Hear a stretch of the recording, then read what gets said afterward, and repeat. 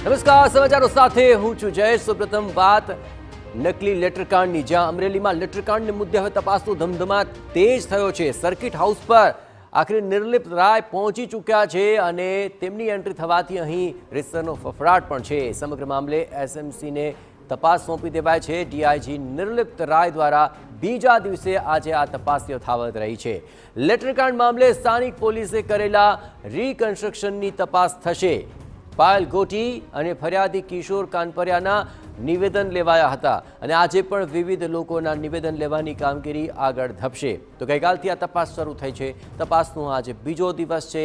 Reconstruction કરનારા જે તમામ રિપોર્ટ છે તેને લઈને પણ હવે આ તપાસ આગળ વધી રહી છે।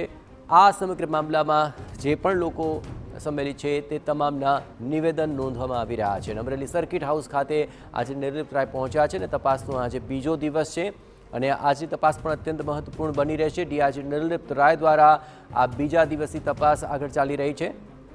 જયદેવ કાઠી આ સમગ્ર મામલે વધુ વિગતે વાત કરવા માટે જોડાઈ રહ્યા છે। જયદેવ, આજે બીજો દિવસ છે તપાસનો, આજના દિવસની શું ગતિવિધિઓ રહેશે તપાસની?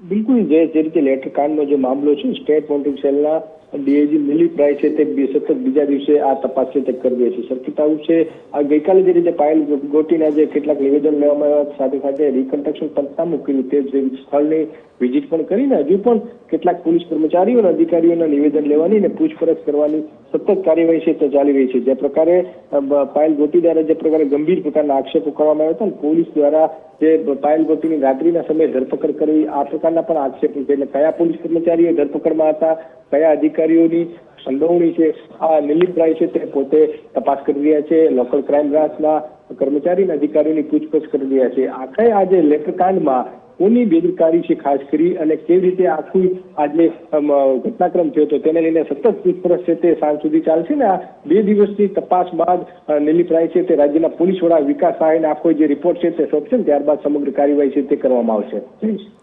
આવા જયદેવ, તમામ ગતિવિધિઓ પર આપ નજર રાખતા રહેજો। તો બીજા દિવસની તપાસને અંતે હવે આગામી દિવસોની અંદર આ તપાસ કઈ દિશામાં આગળ વધે છે તે અત્યંત મહત્વપૂર્ણ બની રહેશે।